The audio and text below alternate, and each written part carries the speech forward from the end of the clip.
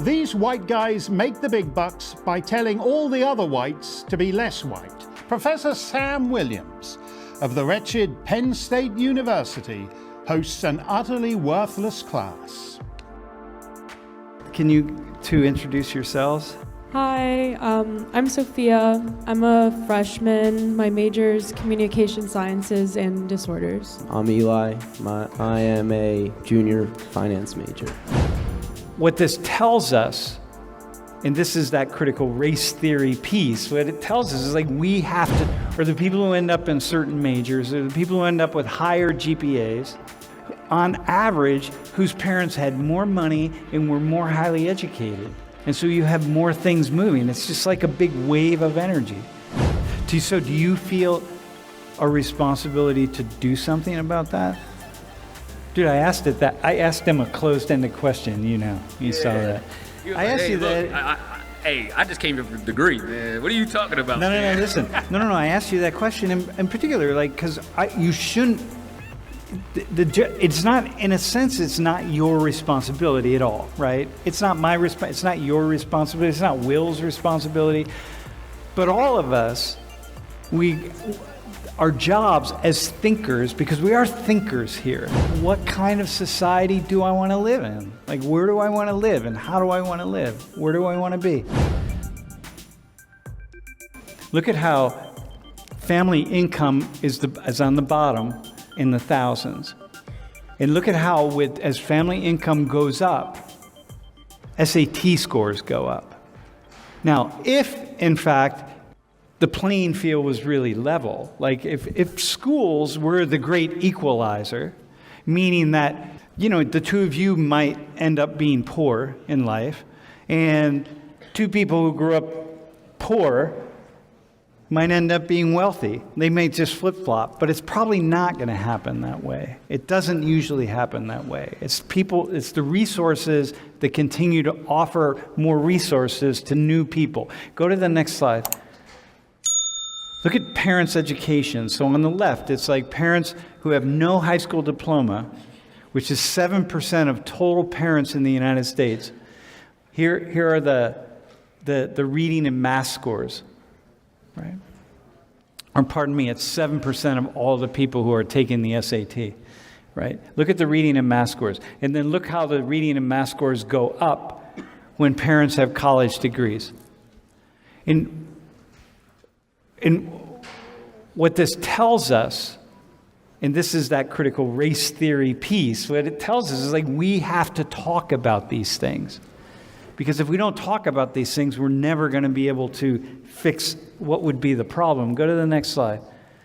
So, public education in America is unequal with different outcomes based on where you live. Yeah, definitely. 80% of us agree with that. But then look at the next one. In America, education is still the great equalizer. Well, how is it the great equalizer? Like it is. It can equalize, but how does it do that? Right? I have a question for you. What do you think about that? What I'm saying right now about SATs and parents' income and what does that say to you? Well, most people here had parents who's graduated from college and stuff, and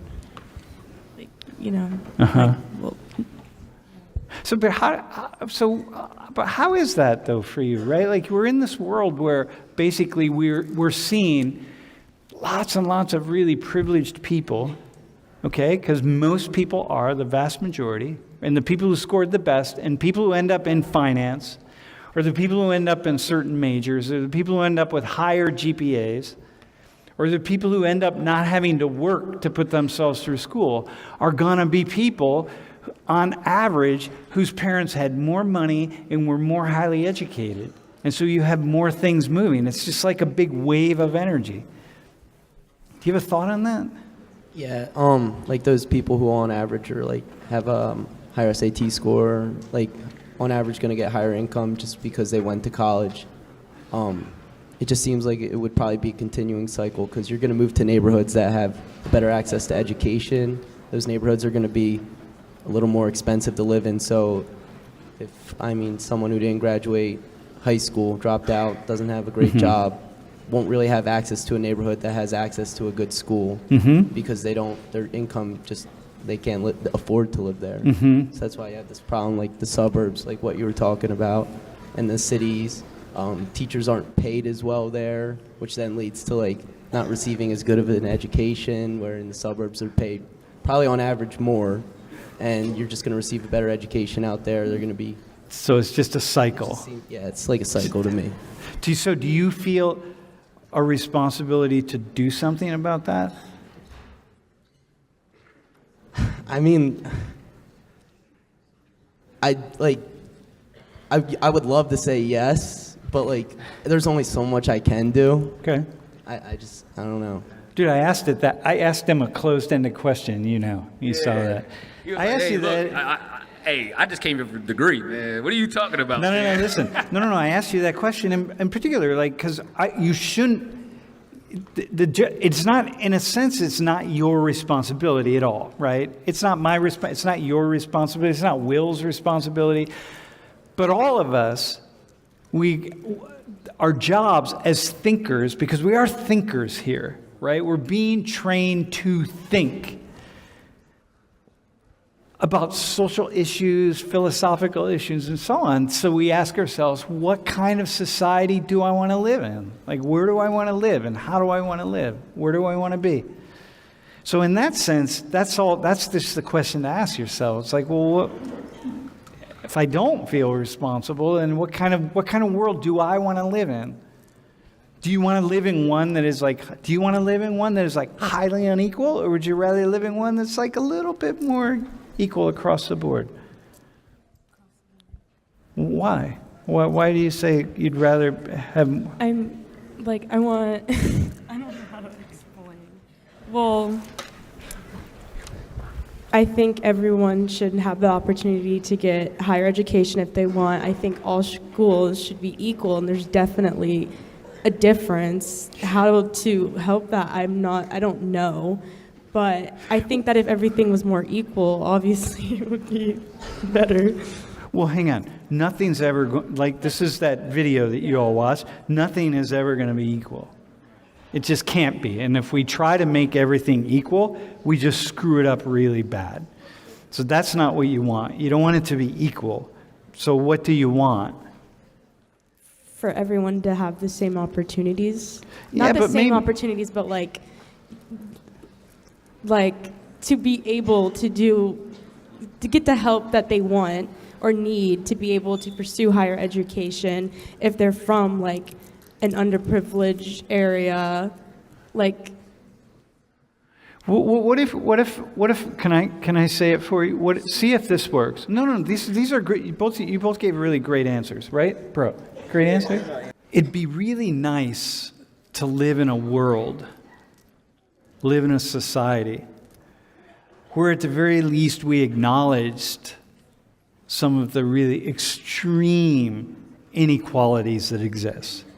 And we don't try to repair all of them because we can't, right? Because there's going to be kids that are going to like drop out of school no matter what. Like it doesn't matter. Like not everybody can be a rocket scientist. This is not going to happen. It's not going to happen. So, but what if we lived in a world where we just acknowledged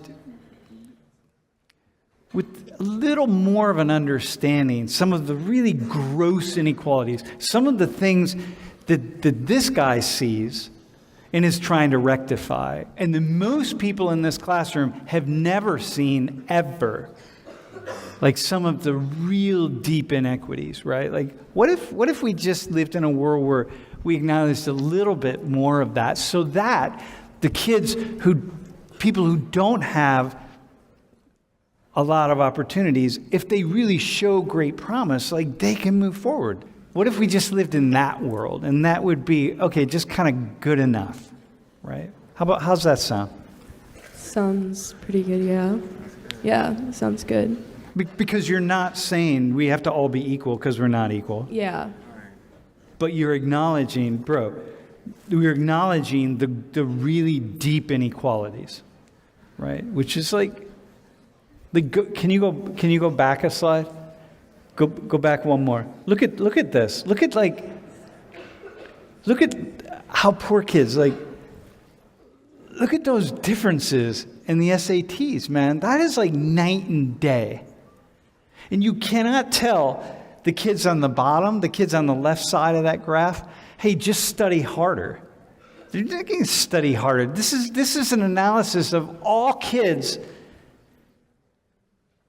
who take the SAT each year in the United States. And there are some kids who are poor who do really well.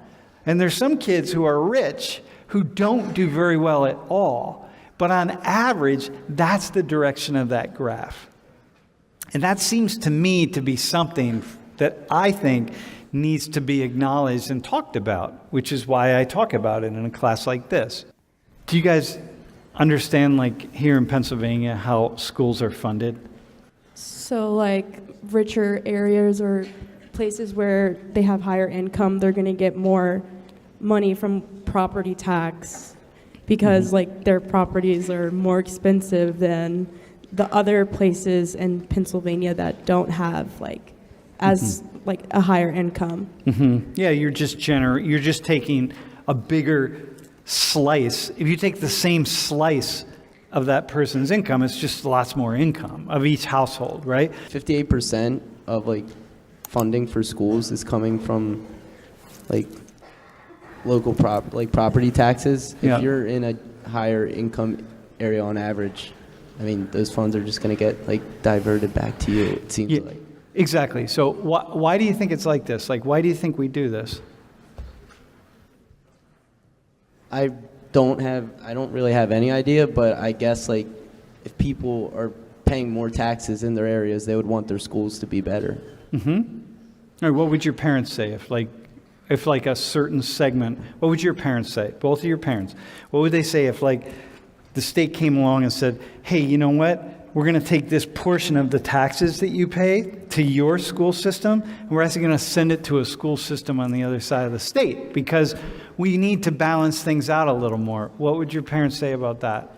I mean, generally, they probably wouldn't be too happy that, like if they're on average paying higher amount in taxes, they would want it being diverted to help. Like, they would want that segment to be diverted back to you. You know, yeah. They want it to go to you, right? Because they want you to be sitting here at Penn State. They don't want you at a community college. They don't want you at a trade school. They want you to score as high as you can on your SATs. They want you to have the best possible opportunity because they want you to be sitting right here. They want you to be a finance major, bro. They don't want you to be studying to be an electrician, which you'd probably make more money as an electrician, but that's another story, right? They want you here. And so if we're all in that boat and we all want that and the people making decisions want that, then we're going to continue like this because we're going to ensure that the children of people who are making the decisions and have the power are going to have the greatest amount of opportunities. Like, we don't want to do that, even though we don't need to do that, but we do it. All I'll say is kind of like what Sam said. I mean, look, you don't have to want to be someone that's like, oh, we got to make everything equal. But I just ask you to be someone that wants to open your eyes, right? And seek out experiences to understand the perspectives of people that you have never met or people that you have never thought about. And if you do that, the world will just be a completely different place. How so? Like, how so, dude? What do you see? I just see that most people are just concerned about just making it and just focusing on their next day and what life looks like for them. But if you see this every day, and if you see the way that the other side of America lives, because it's a lot worse than you think it is. Yeah. You're going to get to a point where it's like something in you can't ignore it anymore. Something in you can't ignore how unfair it is. And if you were to take a step further and study history to understand how you got here because of unfairness in your favor. But yeah, understand the perspective of people that you have never met, you have never seen, and you can't even imagine what their life is like.